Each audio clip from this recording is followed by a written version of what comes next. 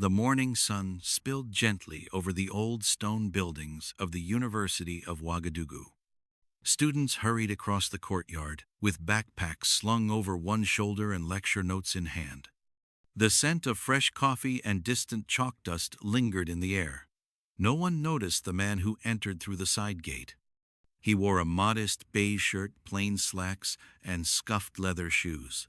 His salt and pepper beard was neatly trimmed. In his hand, he carried a well-worn notebook and a pen. He moved with quiet confidence, with the urgency of youth, but the steadiness of someone who had already conquered time. He was President Ibrahim Traoré. No guards, no media, no announcement. He had come to listen. At the entrance to the political science building, a security guard gave him a puzzled look. "Sir, are you lost? This building is restricted to enrolled students and lecturers." Ibrahim offered a gentle smile. "I'm just here to sit in on a lecture, political theory, Professor Koulibaly's class. I'll sit in the back. I won't speak."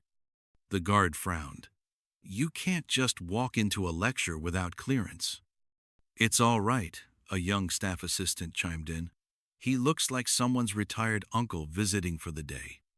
The guard sighed. "Fine, but please don't distract the class." Ibrahim nodded politely. "Of course." Inside, students filled the rows of a large lecture hall. The chatter was casual, tinged with boredom. A few glanced up as Ibrahim entered, but most paid him no attention. He took an empty seat in the back row, placing his notebook on the fold-down desk. A young man sitting next to him moved his bag over, not out of courtesy, but because the stranger had taken the only free spot. Professor Koulibaly entered, straightening his tie. He began the lecture with a question. What is the biggest failure of leadership in modern Africa? Hands shot up, opinions flew. They don't listen. They're obsessed with power. They care more about foreign approval than local voices. Koulibaly nodded. Good. But what then defines great leadership? He turned to the back. You, sir. You look like you've lived enough to answer that. What do you think? Whispers spread.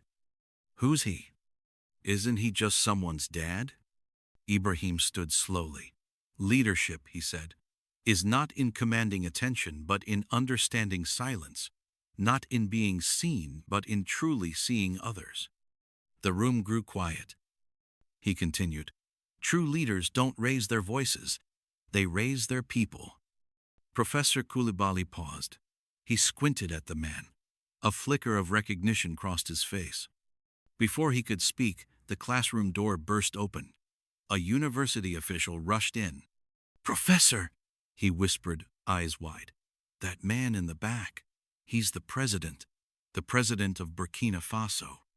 Gasps echoed across the room. Students turned. Phones were discreetly raised. Ibrahim raised a hand. Please, no photos. I didn't come here to be admired. I came to be reminded. He looked to the professor. May I continue sitting in? Koulibaly could barely nod. The rest of the lecture unfolded in stunned silence, not out of fear but reverence. Every word felt weightier, every concept more urgent. After the lecture, students flooded the hallways with hushed voices and wide eyes. He was sitting right next to me. I didn't even say hi. I thought he was a janitor. The next day, photos surfaced not of a press conference or parade, but of a man in beige, quietly taking notes in a classroom. The university launched a new initiative. From the back row, an anonymous lecture series where leaders sat among learners, with no introductions, no titles. And the lesson remained clear. Sometimes, the greatest authority walks in silence and sits in the last row. What started as a single unannounced visit became something far greater. The university campus, once abuzz with light-hearted gossip, transformed into a center of introspection. Professors revised their lecture plans. Student councils held emergency forums. The hashtag number he sat with used trended across social media in West Africa for nearly a week. Local newspapers headlined, "President Ibrahim teaches from the back row." International media picked it up quickly. For many, it became a case study of transformational leadership. Leadership schools from Ghana to South Korea began referencing the incident in their syllabi. But perhaps most importantly, the impact was felt where it mattered most, in classrooms. A week after the visit, a young student named Adama stood up during a sociology seminar.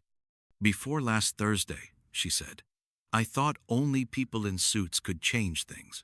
Now I know better. Now I know leadership can whisper." Faculty members began to rotate seats no longer standing above their students. But among them, the dean initiated an anonymous student evaluation program, empowering learners to reflect on their own perceptions of class, power, and prejudice. President Ibrahim, when later asked by one of his advisors if he planned another visit, simply smiled. "I don't need to go back," he said. "They're already listening." And indeed, they were. Months later, the university introduced a new building, a simple open-air lecture hall called the People's Classroom. No podium, no front row, just circles of learning.